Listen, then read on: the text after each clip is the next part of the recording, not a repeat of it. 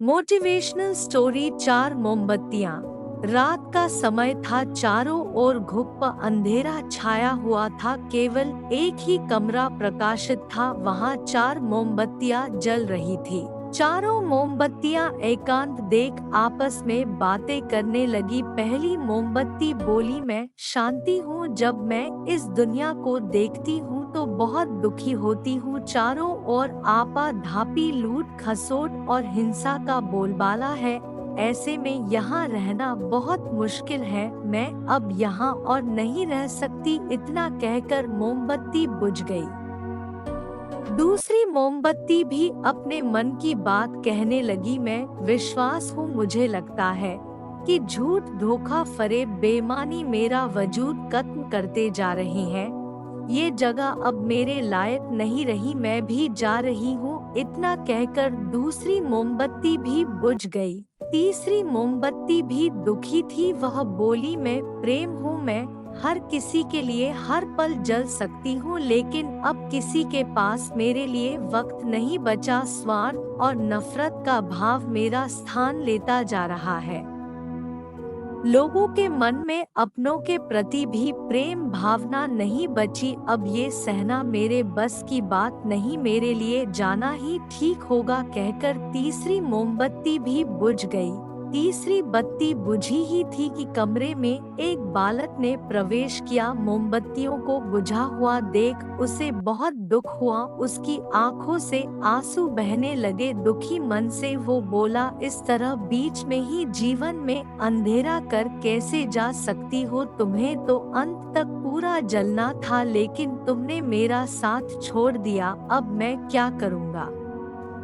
बालक की बात सुन चौथी मोमबत्ती बोली, घबराओ नहीं बालक, मैं आशा हूँ और मैं तुम्हारे साथ हूँ। जब तक मैं जल रही हूँ तुम मेरी लौ से दूसरी मोमबत्तियों को जला सकते हो। चौथी मोमबत्ती की बात सुनकर बालक का ढाढ़स बंध गया। उसने आशा के साथ शांति, विश्वास और प्रेम को पुनः प्रकाशित कर लिया। जीवन में समय एक सा नहीं रहता, कभी उजाला रहता है तो कभी अंधेरा। जब जीवन में अंधकार आए, मन अशांत हो जाए, विश्वास डगमगाने लगे और दुनिया पराई लगने लगे, तब आशा का दीपक जला लेना।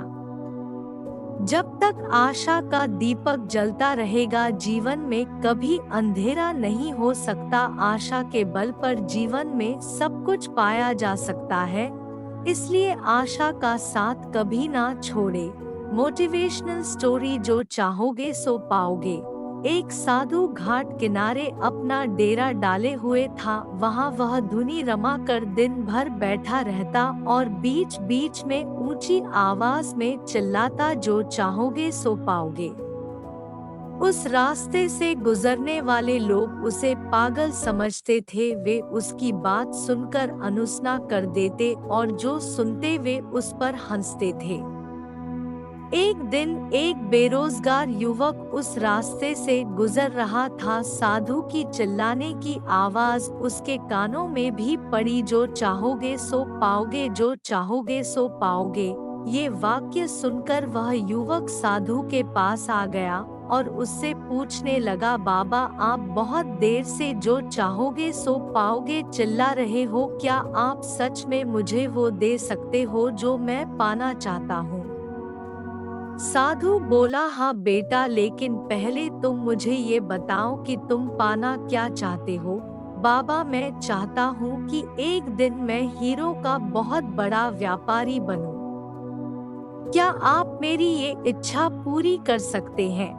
युवक बोला, बिल्कुल बेटा, मैं तुम्हें एक हीरा और एक मोती देता हूँ, उससे तुम जितने चाहे हीरे मोती बना लेना। साधु बोला। साधु की बात सुनकर युवक की आंखों में आशा की ज्योति चमक उठी। फिर साधु ने उसे अपनी दोनों हथेलियां आगे बढ़ाने को कहा। युवक ने अपनी हथेलियां साधु के सामने कर दी। साधु ने पहले उसकी एक हथेली पर अपना हाथ रखा और बोला, बेटा ये इस दुनिया का सबसे अनमोल हीरा है।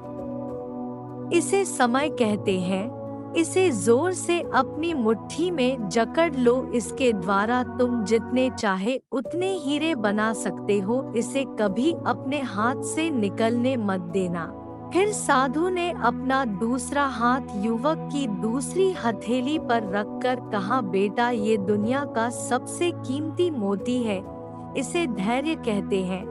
जब किसी कार्य में समय लगाने के बाद भी वांछित परिणाम प्राप्त ना हो तो इस धैर्य नामक मोती को धारण कर लेना। यदि यह मोती तुम्हारे पास है तो तुम दुनिया में जो चाहो वो हासिल कर सकते हो।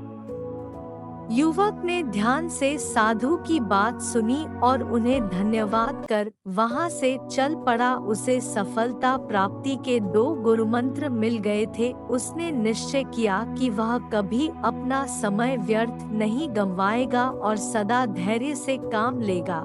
कुछ समय बाद उसने हीरे के एक बड़े व्यापारी के यहाँ काम करना प्रारंभ किया। कुछ वर्षों तक वह दिल लगाकर व्यवसाय का हर गुर सीखता रहा और एक दिन अपनी मेहनत और लगन से अपना सपना साकार करते हुए हीरे का बहुत बड़ा व्यापारी बना। लक्ष्य प्राप्ति के लिए सदा समय और धैर्य नाम के हीरे मोती अपने साथ रखे, अपना समय कभी व्यर्थ ना जाने दे और कठिन समय में धैर्य का दामन ना छोड़े, सफलता अवश्य प्राप्त होगी।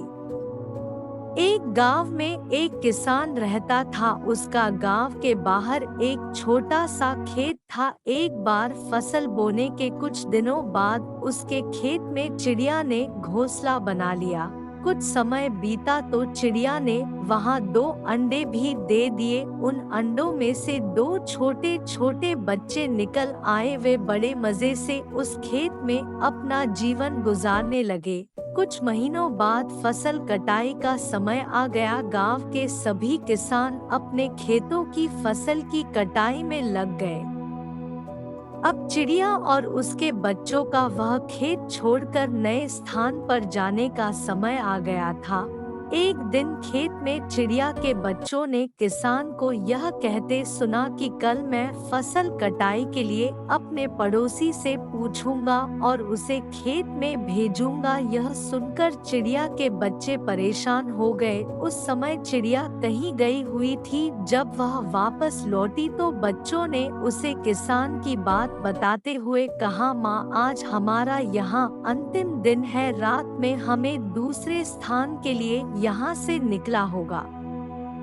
चिड़िया ने उत्तर दिया, इतनी जल्दी नहीं बच्चों, मुझे नहीं लगता कि कल खेत में फसल की कटाई होगी। चिड़िया की कही बात सही साबित हुई। दूसरे दिन किसान का पड़ोसी खेत में नहीं आया और फसल की कटाई न हो सकी। शाम को किसान खेत में आया और खेत को जैसे का तैसा देख बुदबुदाने लगा कि ये पड़ोसी तो नहीं आया। ऐसा करता हूँ, कल अपने किसी रिश्तेदार को भेज देता हूँ। चिड़िया के बच्चों ने फिर से किसान की बात सुन ली और परेशान हो गए। जब चिड़िया को उन्होंने ये बात बताई तो वह बोली, तुम लोग चिंता मत करो, आज रात हमें जाने की जरूरत नहीं है। मुझे नहीं लगता कि किसान का रिश्तेदार आएगा। ठीक ऐसा ही हुआ और किसान का रिश्तेदार अगले दिन खेत नहीं पहुंचा। चिड़िया के बच्चे हैरान थे कि उनकी माँ की हर बात सही हो रही है।